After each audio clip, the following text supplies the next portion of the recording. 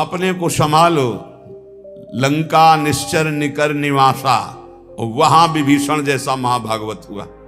अगर भक्ति करनी है तो लंका में भी भक्ति कर ली, और अगर भक्ति में ढिलाई रखनी तो धाम में भी नहीं कर पाओगे। यहां भी बहुतायत है, बहुतायत। ये बहुत समझने का विषय है, बहुत समझने का विषय। चाहे स्त्री शरीर हो चाहे पुरुष शरीर हो, भगवत प्राप्ति के लिए बढ़िया दांव लग गया, वृंदावन का आश्रयवास मिला है, तो इसमें हरि माया जाल रचती है। भक्ति में, धाम में, तीर्थों में ऐसा मत समझो कि भक्ति में माया का प्रवेश नहीं हो सकता। नहीं, वो भक्ति बन के आ जाएगी, भक्ति बन के आ जाएगी, सेवा का भाव प्रकट करेगी, भक्त रूप धारण करेगी, क्योंकि जानती है भक्त हैं ऐसे तो फंसेंगे नहीं। तो माया का मतलब क्या है? जादूगरनी। बस समझना है कि भक्ति और माया का अंतर क्या, कैसे पहचानोगे कि माया या भक्ति? जाके संग कुमति मति उपजय करे भजन में भंग, ये माया है। चाहे वो वृत्ति हो, चाहे वो व्यक्ति हो, चाहे वो वस्तु हो, चाहे स्थान हो। जिस व्यक्ति वस्तु स्थान के संसर्ग से भगवत विस्मरण हो जाए, नियम संयम भ्रष्ट होने लगे, आपका चिंतन टूटने लगे, फौरन पकड़ो वो माया है। वो कोई भी हो, जिसके संग से संयम बने, भजन बनने लगे, नित्य दिनचर्या भागवतिक होने लगे, हमारा जीवन उज्जवल कांतिमय होने लगे, वो भक्ति है। वो चाहे किसी भी रूप में हो, वस्तु, व्यक्ति, स्थान, किसी भी रूप में। इसलिए हरि भक्ति की प्राप्ति के लिए हरि माया से बचना होगा। विवेकवान वैराग्य रूपी अस्त्र से काट के फेंक देता है, और अविवेकी इसी में डूब जाता है। बड़ी कृपा हुई, बहुत बढ़िया जिंदगी भर तरसे हैं, अब मिल गया है खान पान भोग सामग्री, भोगो और नरक जाओ। योग से भोग और भोग से रोग, पहुंचो नरक। बहुत संभलने का खेल है, बहुत संभलने का। स्पष्ट कह रहे हैं, चाहे आस्ताम दुर्मति कोटिर दुश्चेष्टा कोटिरप्यास्ताम। बहुत ध्यान से सुन लो। तुम्हारी करोड़ों प्रकार की दुर्बुद्धियां रही हैं, करोड़ों प्रकार के दुष्कर्म किए हो, करोड़ों प्रकार से तुम्हारी निंदा हुई है। अब तुम वृंदावन आ गए हो, अब होश में हो जाओ तो तुम्हारे अंदर विराग प्रिया प्रीतम का प्रेम प्रकट हो जाएगा। इसमें बाधा पहुंचाने वाला क्या है? बोले स्त्री नाम दुष्ट नर के विणमूत्र श्लेष्म पूयाद्य पूर्णे गते पिकरणे। कान खोल के सुन लो, मलमूत्र के द्वारों में भोग की वृत्ति रखना दुर्गति पाना है। हरिरीति वृंदावन रति विवेक विरतिश्च दुरमुत्किरति। स्त्री रूपा हरिमाया तदुपर मायाति दूरतोपाया। हरिरति हरि भक्ति प्राप्ति की मार्ग में चलने वालों को ये माया हरि भक्ति का रूप रख करके आती है। बहुत सावधानी की जरूरत है, बहुत सावधानी की जरूरत। देखो, पूतना ने ऐसा रूप रखा था कि हिम्मत ही नहीं हुई यशोदा मैया की या और किसी ब्रजगोपी की पूछ ले कि तुम कौन हो और कहां से आई हो। सब लालजू की तरफ ही इशारा करती जाती, क्योंकि इतनी सुंदरी वैभवशाली साक्षात लक्ष्मी जी मानो आ रही, तो बोले अपने प्रीतम से मिलने जा रहे, इशारा कर दे। किसी की हिम्मत नहीं हुई। ऐसे ही जब माया किसी बड़े भक्त को छलती है, जब उत्तम साधक को छलने जाती, तो ऐसा वैसा रूप नहीं कि आप ऐसे रोक सको। हर ज्ञान, हर बात, हर उत्तर। फिर तुम्हारी श्रद्धा, तुम्हारी भक्ति किस कोटि की है? अगर विवेक वैराग्य की तलवार से काट सको तो काट सको, नहीं तो तुम्हें काट के रख देगी। यदि हरि का भरोसा है, अहंकार नहीं किए हो तो बचा लेंगे, अगर अहंकार है तो मुंह भरा गिरोगे।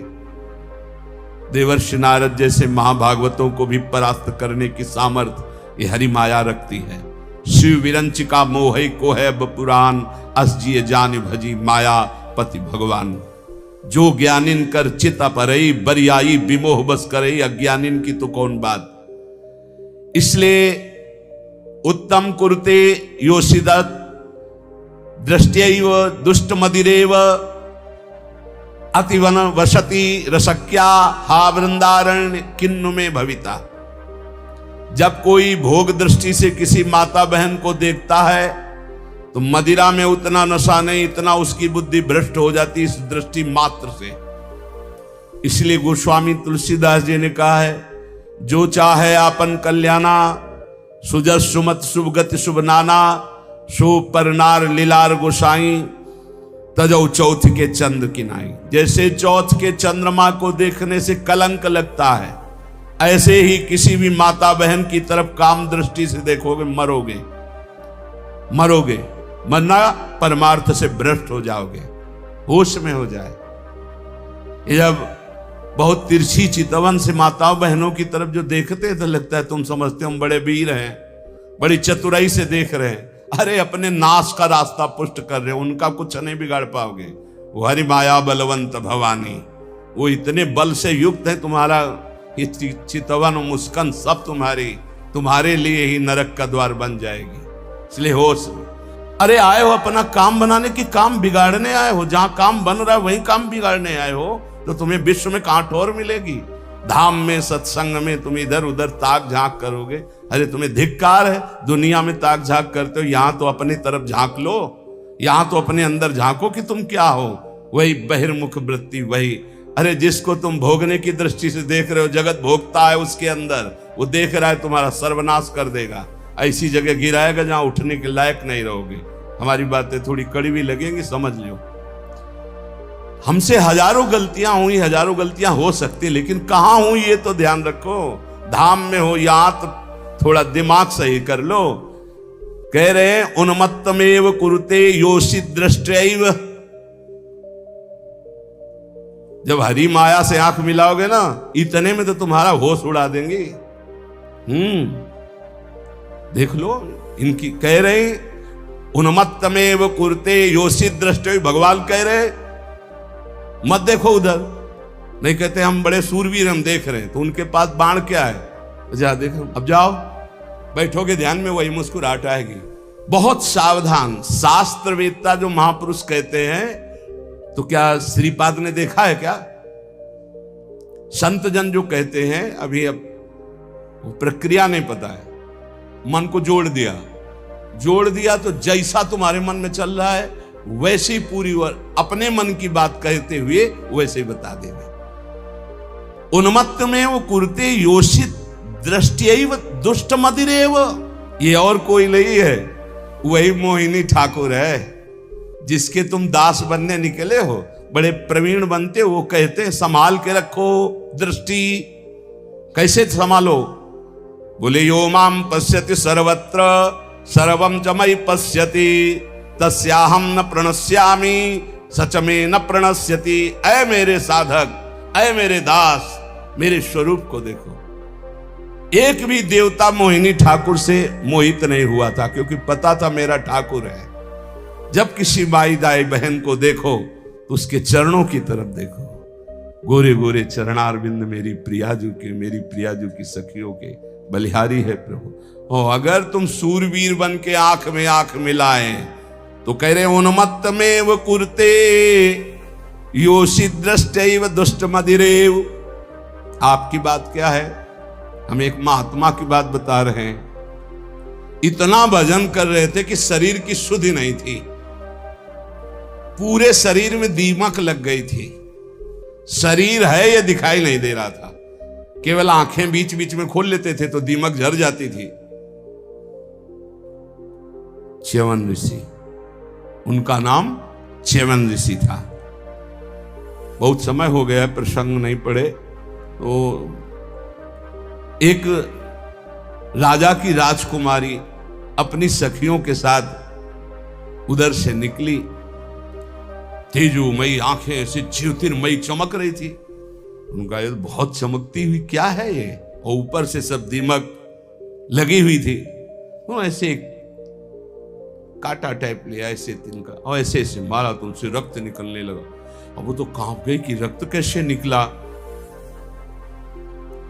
अब सबके मलमूत्र बंद कर दिए, पूरे राजा से लेकर जितना परिकर जितनी सेना सबके।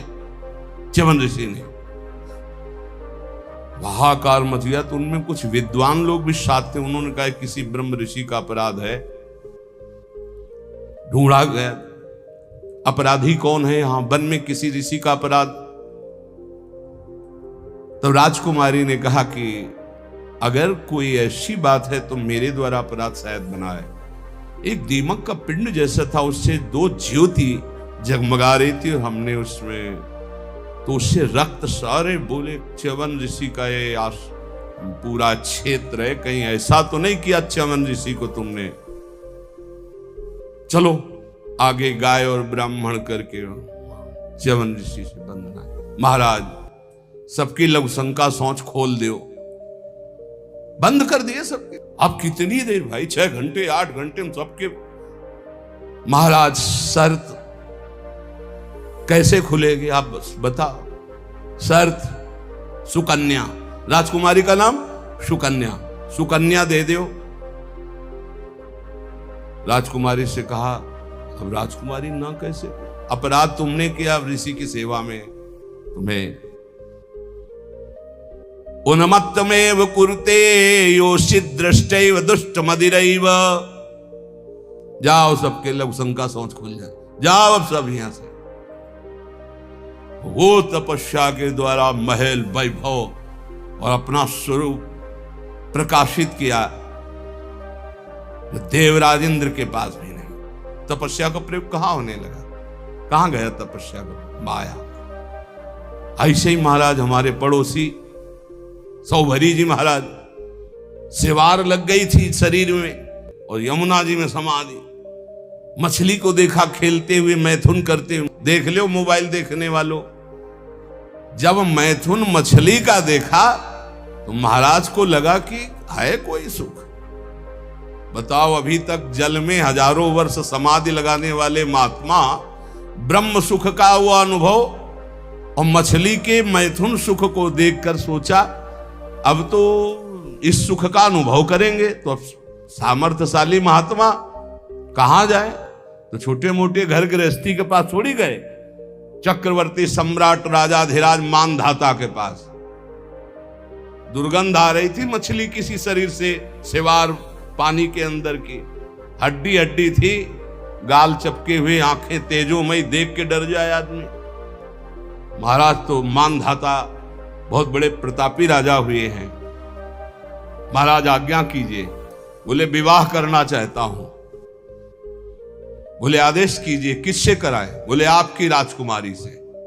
50 कन्या थी। घबरा गए कि ऐसे महात्मा के लिए अगर राजकुमारी समर्पित कर दी तो मतलब राजकुमारी का जीवन क्या होगा, महलों में पल। तो उन्होंने कहा महाराज जो तुम्हें राजकुमारी पसंद हो पसंद कर ले आप उसे, क्योंकि जानते थे ना बोले कि सांप हो तो सांप कौन भोगे, इनको पसंद ही कौन करेगा। बोले महाराज जो तुम्हें पसंद कर ले। तो समझ गए सौभरी जी, तपस्या के द्वारा ऐसा रूप बनाया। मंत्री ने जाके कहा महाराज सौभरी पधार रहे हैं, जो राजकुमारी पसंद करना चाहे पसंद कर ले। जो पधारे तो खुशबू से पूरा महल भर गया, तेजो रूप। 50 ने कहा हम वरण करेंगे। बोले चलो। मानधाता से कहा 50 पुत्रियां तुम्हारी तय। मानधाता के सामने सौभरी ऋषि और उनके सामने दिव्य रूप। मानधाता ने कहा रहेंगी कहां? बोले कल आ जाना यमुना किनारे। ऐसे अमरावती नगर से भी श्रेष्ठ पुरी की रचना की। सेवक, हाथी, घोड़ा, रत्न, वैभव सब। फिर 50 से 500 हो गए धीरे धीरे। तो जब बैठे थे वो अगल बगल छोरी छोरा खेल रहे थे, तब उनको ध्यान आया इन्हीं से बचने के लिए तो यमुना में समाधि लेते थे। तब उन्होंने एक श्लोक गायन किया, संगम त्यजेत मिथुन व्रतिनाम मुमुक्षु सर्वात्मना न विसजेत बहिरेन्द्रियाणि एकश्चरण रहश्चित्त मनंत से युंजीत तद व्रतिषु साधिषु चेत प्रसंगः। ऐ मोक्ष धर्मावलंबी साधु, कभी किसी जीव को मैथुन करते हुए मत देख लेना न, जिसे हमारी दुर्गति हुई तुम्हारी पक्की हो जाएगी। मोबाइल वाले, क्योंकि ऐसे थोड़े जल्दी सहसा दृष्टि नहीं जाएगी, पर मोबाइल में एकांत में चली जाएगी, सिटकिनी बंद। बोले क्या? बोले हमारा एकांत भजन का समय है। अब सर्च करके जो देख रहे हैं तो वो तुम्हारा सर्वनाश कर देगा। मछली की क्रीड़ा से मेरी ये दुर्गति हो गई। बोले तुम्हारी क्या होगी? इसलिए संगम त्यजेत मिथुनम व्रतिनाम मुमुक्षु। जो मैथुन धर्म से युक्त प्राणी, इनका संग त्याग दो, इनका दृश्य मत देखो, इनका संभाषण मत सुनो। सर्वात्मना न विसजेत बहिरेंद्रियाणि। इंद्रियों को खुला छूट मत दे दो, अंतर्मुख रखो, एकस अकेले रहो। चित्त मनंत ही से, चित्त को ईश्वर में सदैव लगाओ। अकेले का मतलब आंतरिक वृत्ति से।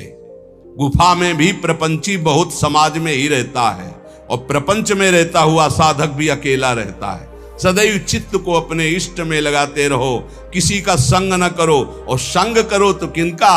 तद्व्रतेषु, जो भगवत व्रत धारण करने वाले साधु जन हैं, भक्त जन हैं, उनके बीच में रहो। ये बाढ़ है, इस बाढ़ के अंदर बच जाओगे। साधु समाज की बाढ़ में बहुत बचत होती है। अगर हम गिरने जा रहे हैं तो दूसरा हमें थाम लेगा। इसलिए कह रहे हैं उन्मत्तमेव कुरुते योषि दृष्ट्वैव दुष्ट मदिरेव। दृष्टि मिलाना बंद कर दो, दृष्टैव दुष्ट मदिरेव। बस गए, पाताल का रास्ता पक्का। 5 बाण है उसके, पांचों संधान कर दे तो शंकर की समाधि भंग कर दी। तुम तो जीव हो, शिव की समाधि भंग कर दी। औरों की तो बात जाने दो, अपने स्वरूप में आ जाए काम ना। हाँ, तो जो ब्रह्म में देखत रहे, देखें चराचर नारीमय, जे ब्रह्म में देखत रहे। अबला बिलो कई पुरुषमय, पुरुष सब अबलामयम। दुई दंड भरी ब्रह्मांड भीतर काम कौतुकयम। कोई साधारण वीर है? देवाधिदेव महादेव की समाधि भंग कर दी। तब उन्होंने कहा कि त्रिभुवन में ऐसा कौन? तो देखा आम के पेड़ में छुपा बैठा, तीसरा नेत्र खोला, राख का ढेर हो गया। अब वो तो शिव हैं, तुम्हारे है तीसरा नेत्र? दुई है, तीसरा तो बंद है तो सबके तीसरा नेत्र ज्ञान नेत्र। ज्ञान से काम भस्म हो जाएगा। या प्रेम नेत्र खुले हृदय में, और या बुद्धि में ज्ञान चक्षु, वो गुरुदेव की कृपा से खुलते हैं।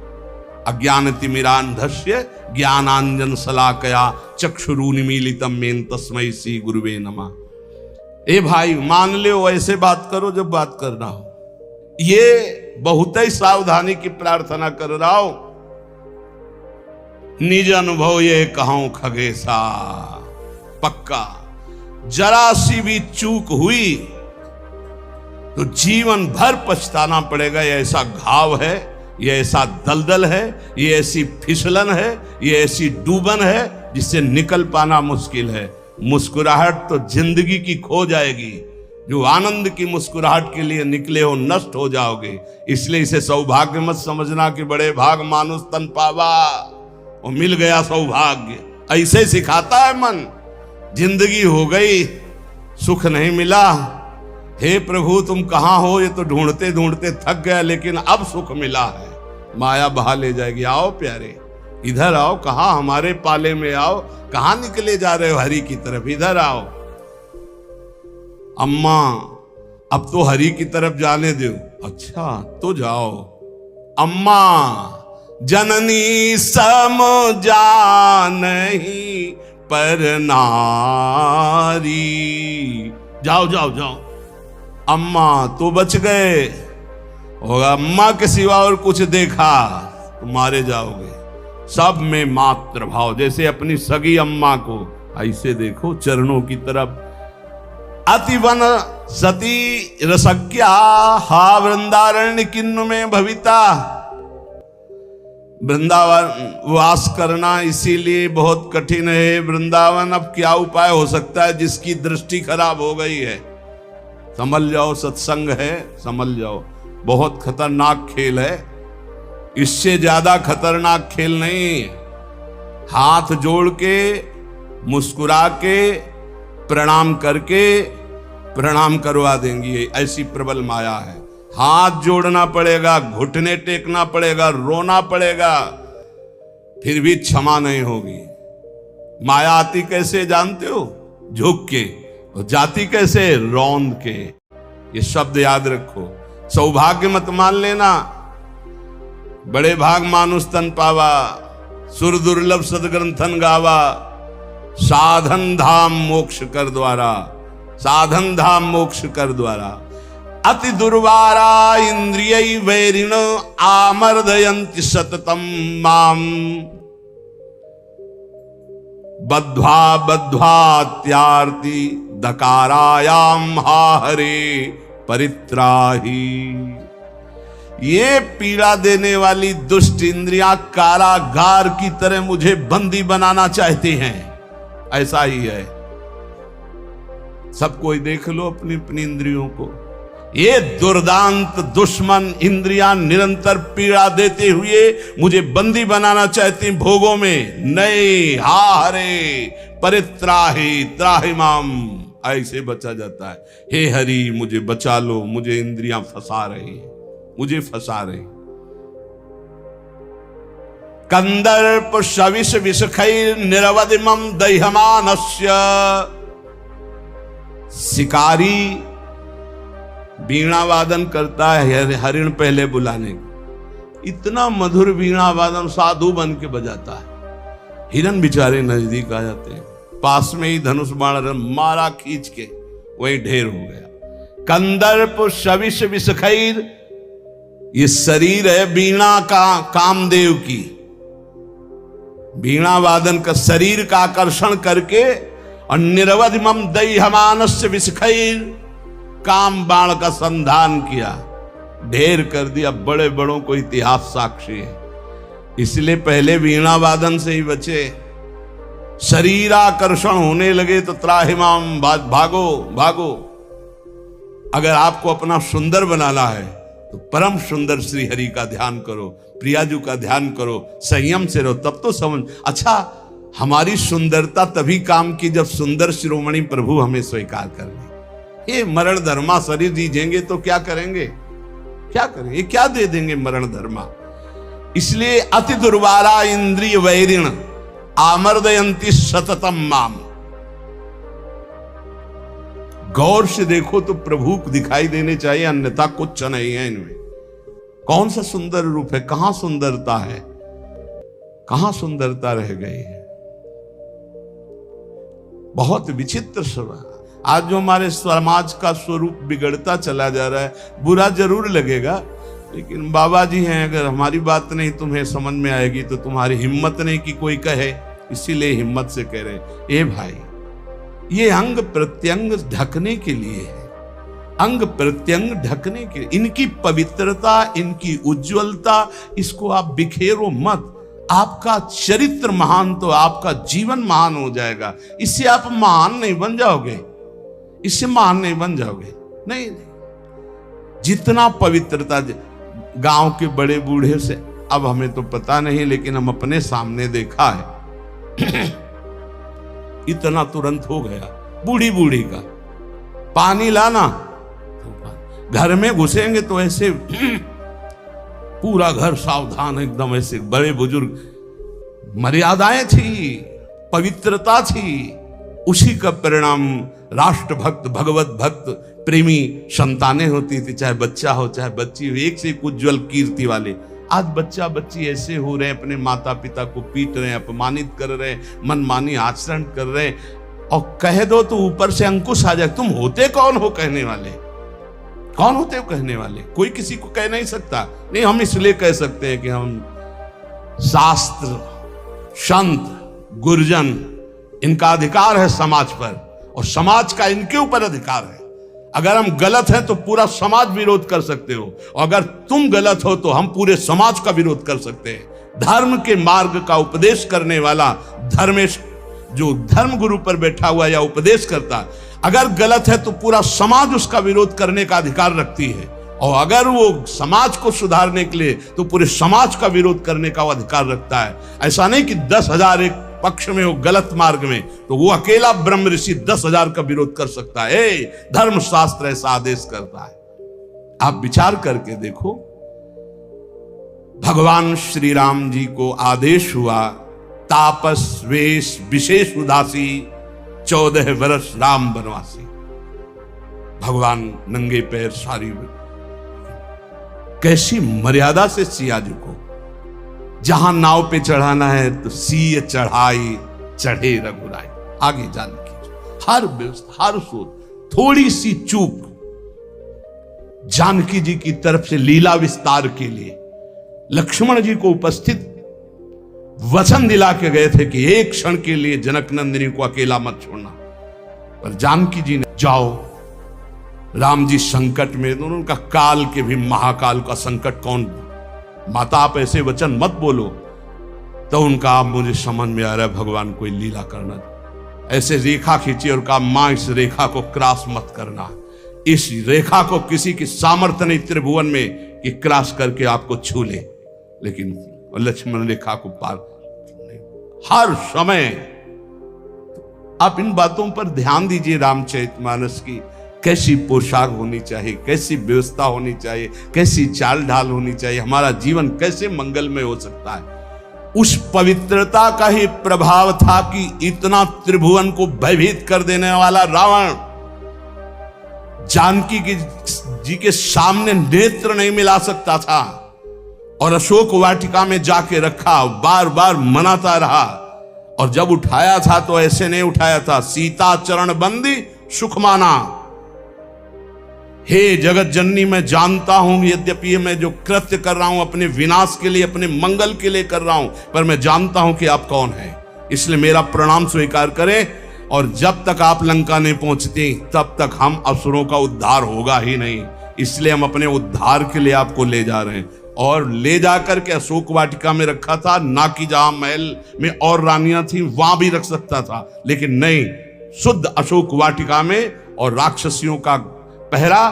और त्रिजटा जी को जानता था, वो कोई साधारण नहीं था। जिस समय खर और दूषण मारे गए, सूचना पहुंची खर दूषण मारे गए, अच्छा खर दूषण मूषम बलवंता मार सके को बिनु भगवंता, बिना भगवान के इनको कोई, भगवान आए तो भजन न होए तामस देहा। मैं राक्षसी स्वभाव का, तामसिक वृत्ति का हूं, भजन तो होगा नहीं। अब कैसे इनसे, अब इनसे मन वचन कर्म से बैर करूंगा, और बैर के द्वारा परम पद प्राप्त। और ऐसा दृढ़ निश्चयी कि जब गर्दन अंतिम में कटी तो कहा राम रन हतो पचारी, श्रद्धा से लई बैर से पुकारा, कहा राम रन हतो पचारी। जिस समय जनकपुर में यज्ञ हो रही थी, धनुष यज्ञ, सब पहुंचे थे, ये भी पहुंचा, बाणासुर भी आए हुए थे, कुछ मांगलिक गुरु चर्चा हुई, क्योंकि दोनों के गुरु एक ही हैं, भगवान शिव।